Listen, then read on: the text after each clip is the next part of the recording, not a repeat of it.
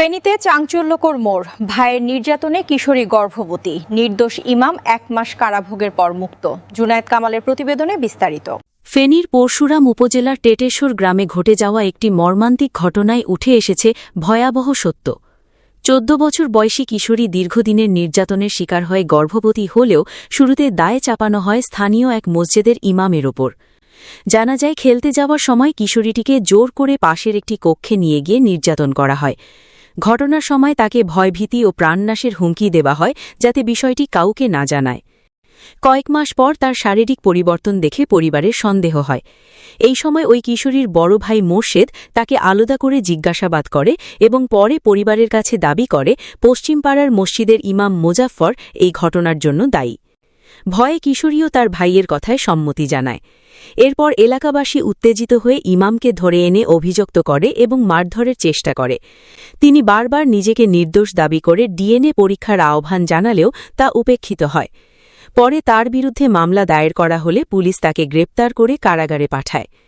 প্রায় 1 মাস কারাভোগের পর তদন্তে ডিএনএ পরীক্ষা করা হলে দেখা যায় ঘটনাস্থল থেকে সংগৃহীত আলামতের সঙ্গে ইমামের ডিএনএর কোনো মিল নেই।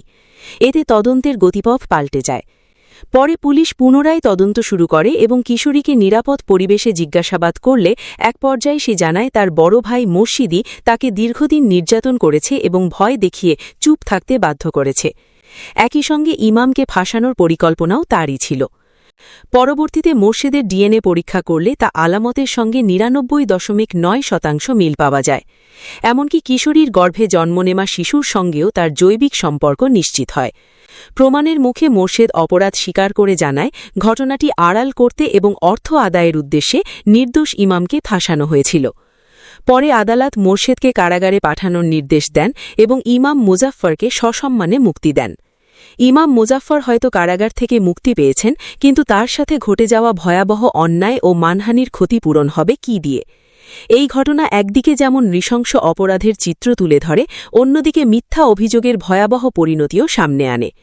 যথাযথ তদন্ত ও বৈজ্ঞানিক প্রমাণ ছাড়া কাউকে দোষী সাব্যস্ত করার ঝুঁকি কতটা মারাত্মক হতে পারে, এই ঘটনাই তার প্রমাণ।